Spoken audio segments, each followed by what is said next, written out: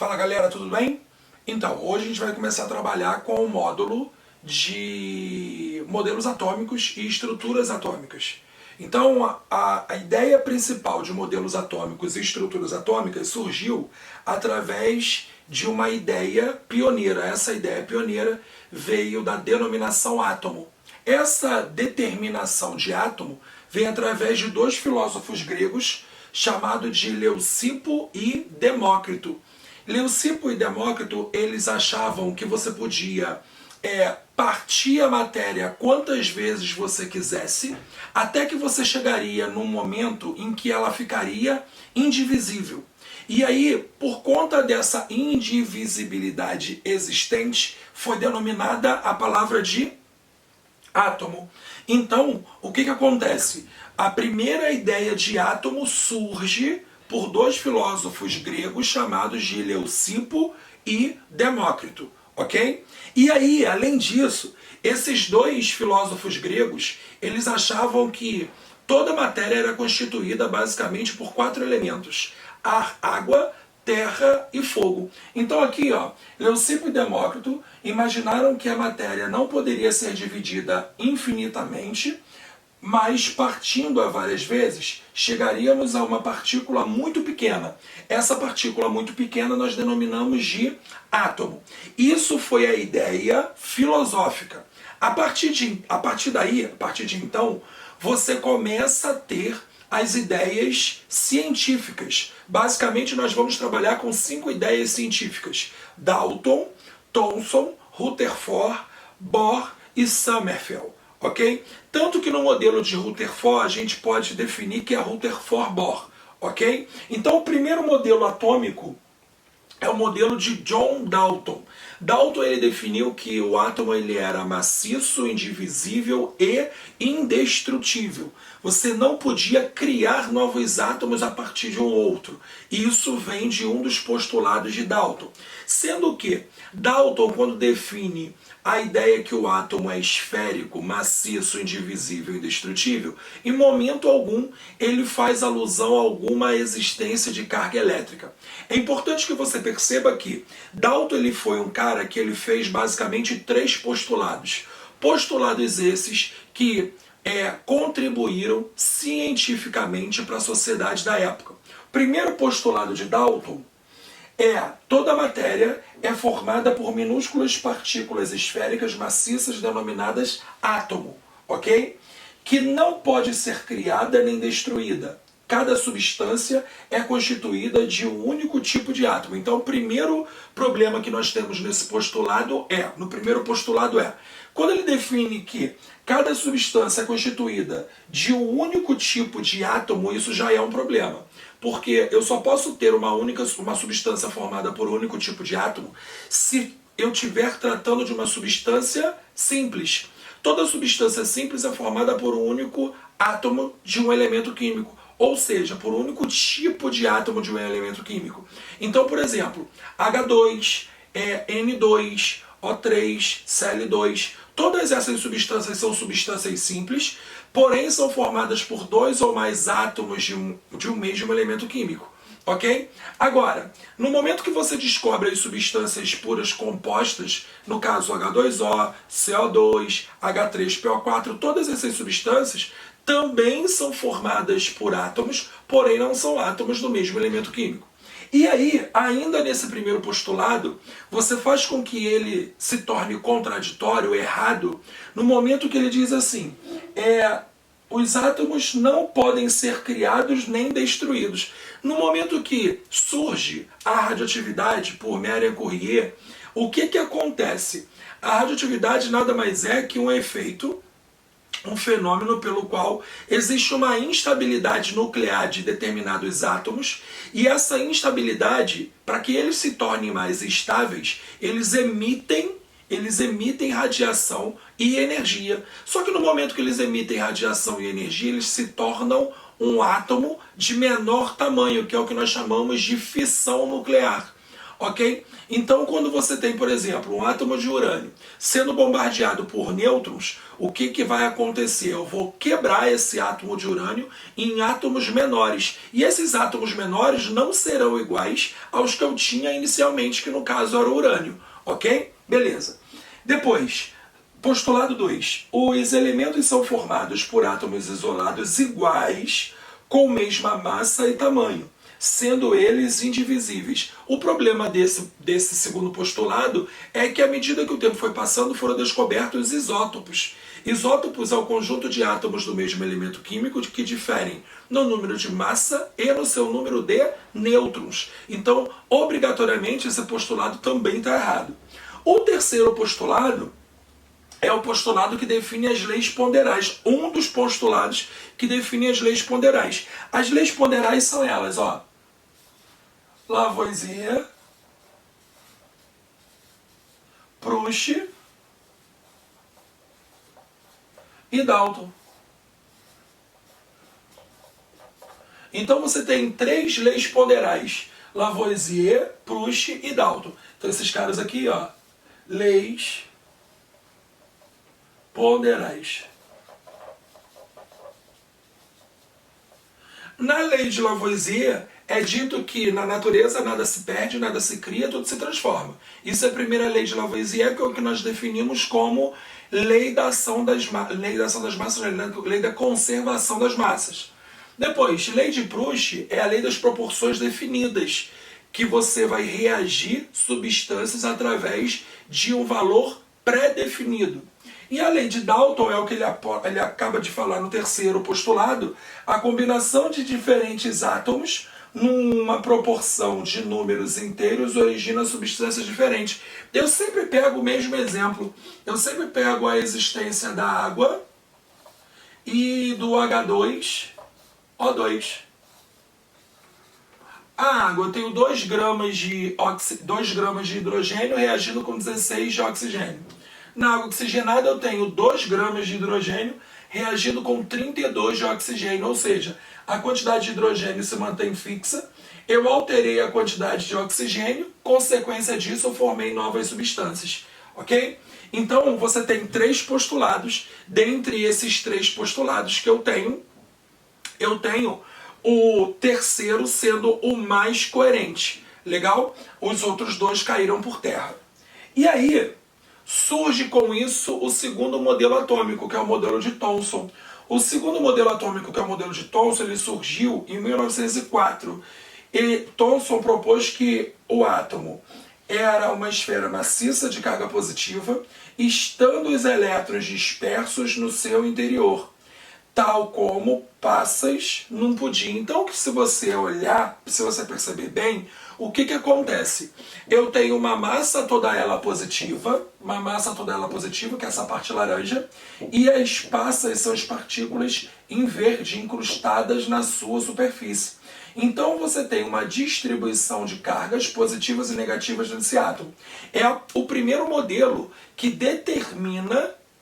define a existência de carga elétrica no átomo. E aí perceba uma coisa, como é que surgiu essa ideia da existência de átomos? Quer dizer, da existência de partículas elétricas nos átomos. O modelo do Thomson, ele ficou conhecido como pudim de passas. A experiência que justificou a ideia dele em existências de partículas elétricas é o que nós chamamos de raios catódicos, experiência dos raios catódicos. E aí eu dividi essa experiência em 3 partes. Você vai perceber que na primeira parte eu botei um link chamado link 1. Quando eu enviar essa aula para vocês, vocês vão entrar nesse link para você ver exatamente como foi feita essa experiência, ok? Isso é bem importante que você faça para você ver a animação acontecendo dessa experiência. Então a primeira parte da experiência é as experiências realizadas com descargas elétricas em tubos de gases a baixa pressão. Esses tubos de gases são chamados tubos de Crookes ou ampolas de Crookes. E gases a baixa pressão é o que nós chamamos de gases rarefeitos. Permitiram novos esclarecimentos com relação à natureza elétrica da matéria. Ó, você tem um anodo, que é o polo positivo, Você tem o cátodo, que é o polo negativo. No momento que eu aciono, aqui, se você perceber, dentro dessa ampola, tem uma cruz, ok? No momento que eu aciono esse mecanismo, os raios saem do cátodo e migram para o anodo.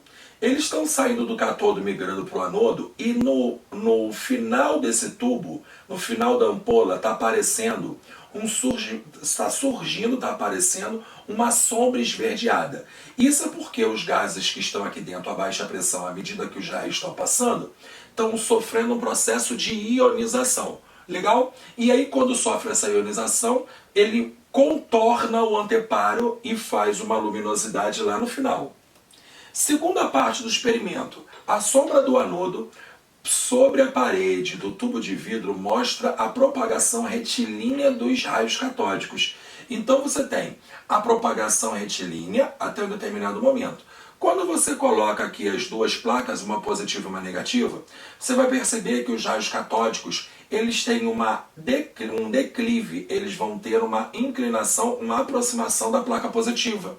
E aí, se eles têm uma aproximação da placa positiva, como é que isso é dado? Essa aproximação da placa positiva significa dizer que os raios são formados por partículas carregadas de forma contrária.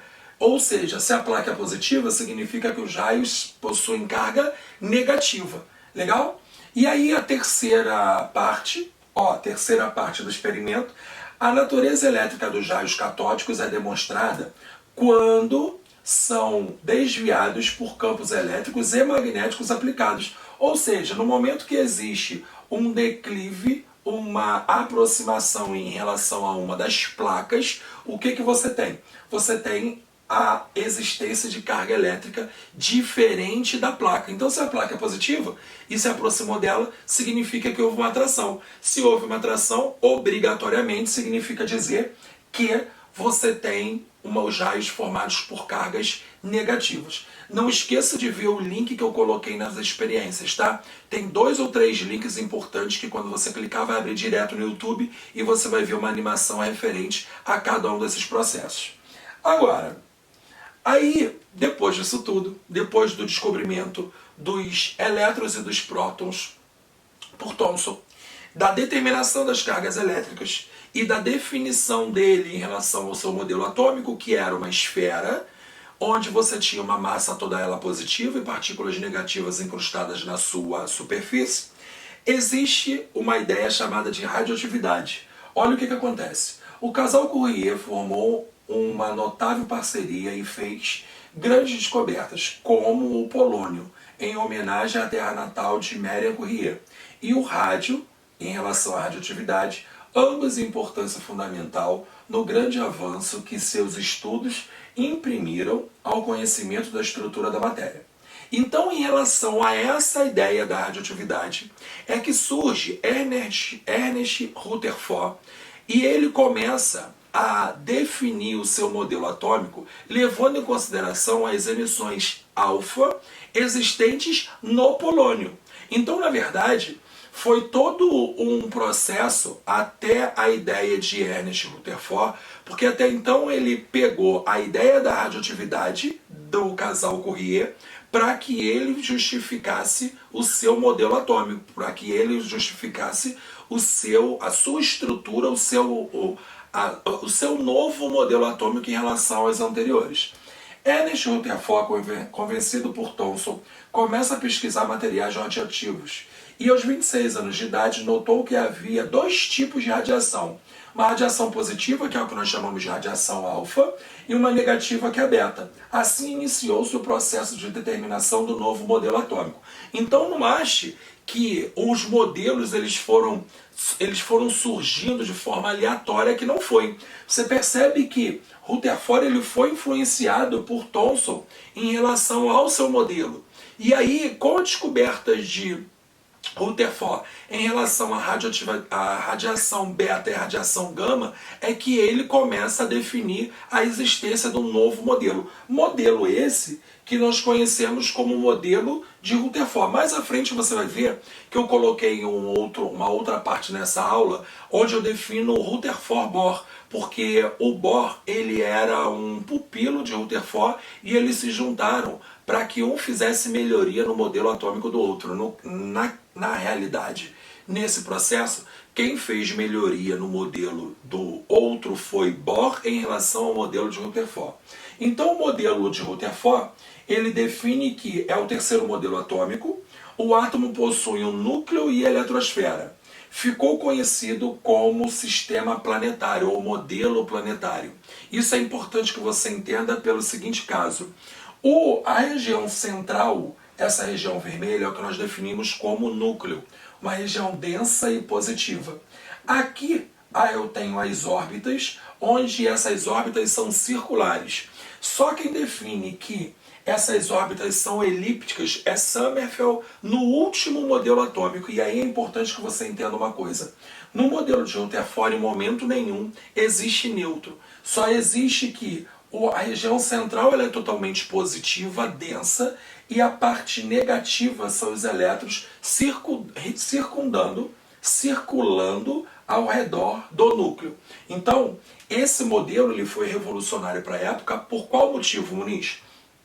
Por um motivo muito simples, onde você tem uma nova ideia de modelo atômico, uma nova ideia de átomo, sendo formado por duas regiões, uma região central e uma região periférica. Só para você ter uma noção, o volume ocupado pelas eletrosferas é 100 mil vezes maior do que o volume do núcleo.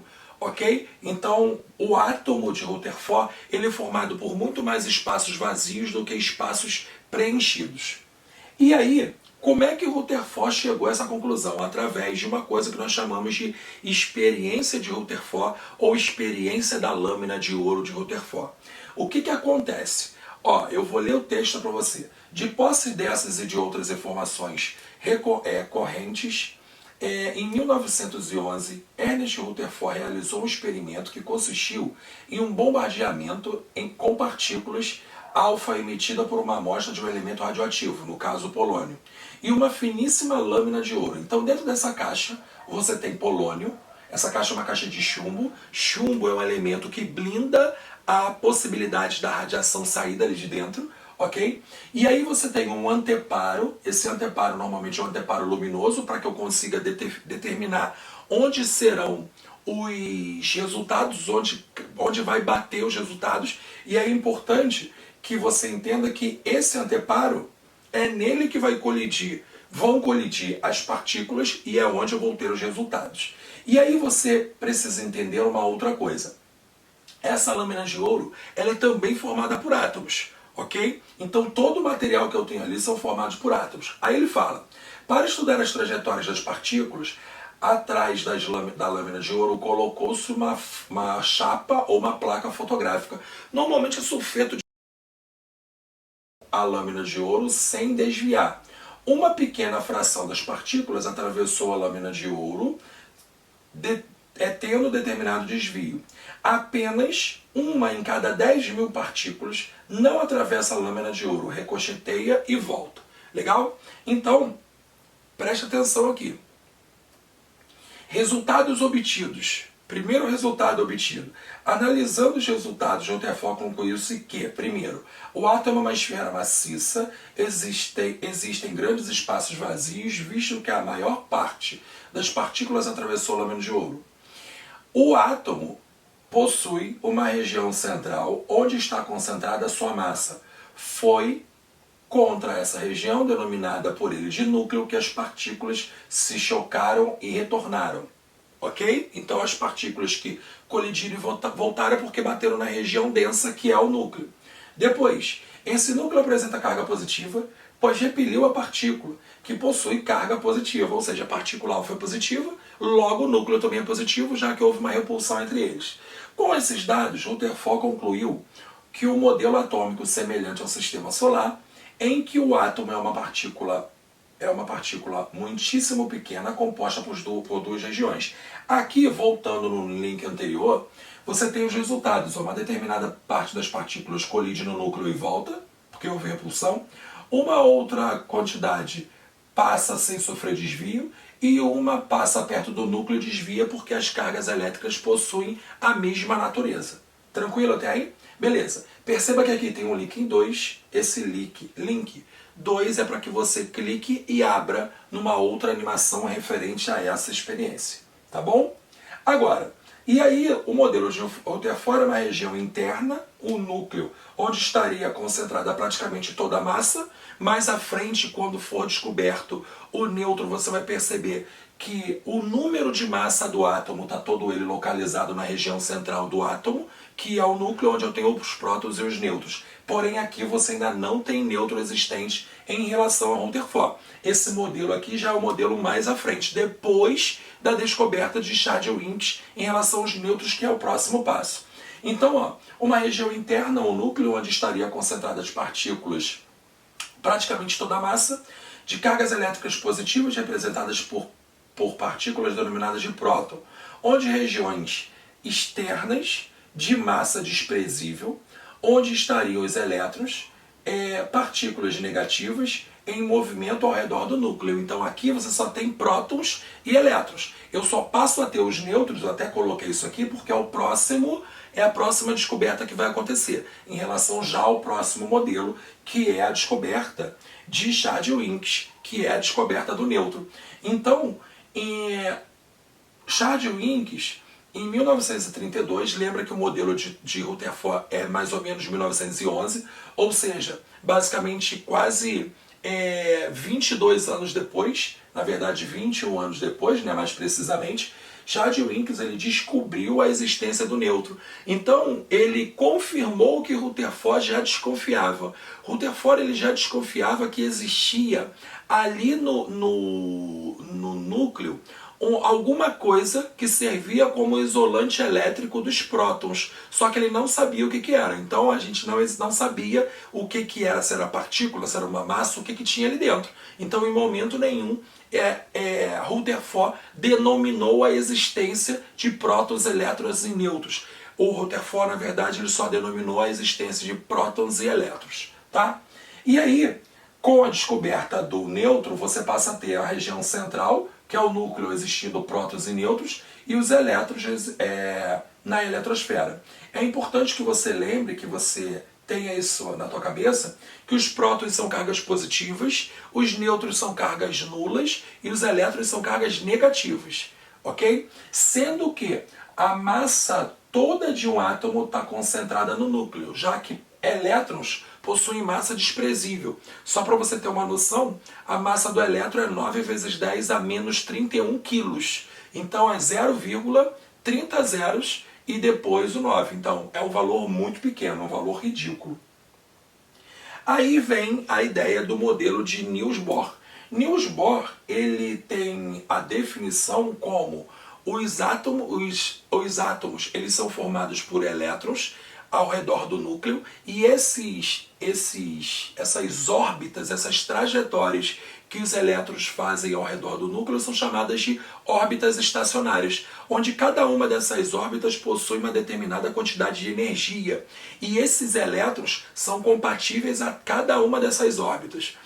O Bohr ele definiu que, à medida que o elétron ele adquire uma quantidade de energia, ele não é mais compatível àquela órbita que ele estava inicialmente. Então o que ele faz? Ele tem que se afastar do núcleo, procurando uma órbita compatível ao seu novo padrão de energia, e aí ele é localizado nessa órbita, nessa nova órbita. À medida que o tempo passa, essa energia que ele ganhou não é dele. Então ele emite essa energia e retorna para a órbita original dele. Quando ele faz essa emissão de energia, normalmente essa emissão de energia é na forma de onda eletromagnética, que é o que nós definimos como luz, tá bom? Então, ó, o quarto modelo atômico, que é o modelo de Bohr, tudo começou com Bohr admitindo que um gás emitia luz quando uma corrente elétrica passava nele, é o processo de ionização. Esse processo de ionização ele é dado através do quê? Do processo de excitação do elétron. Tá? Isso explica o fato de que os elétrons em seus átomos absorvem energia elétrica e depois liberam na forma de luz, que foi o que o Muniz tinha acabado de falar até então. Com isso, ele deduziu que o átomo tem um conjunto de energia disponível para o seu elétron.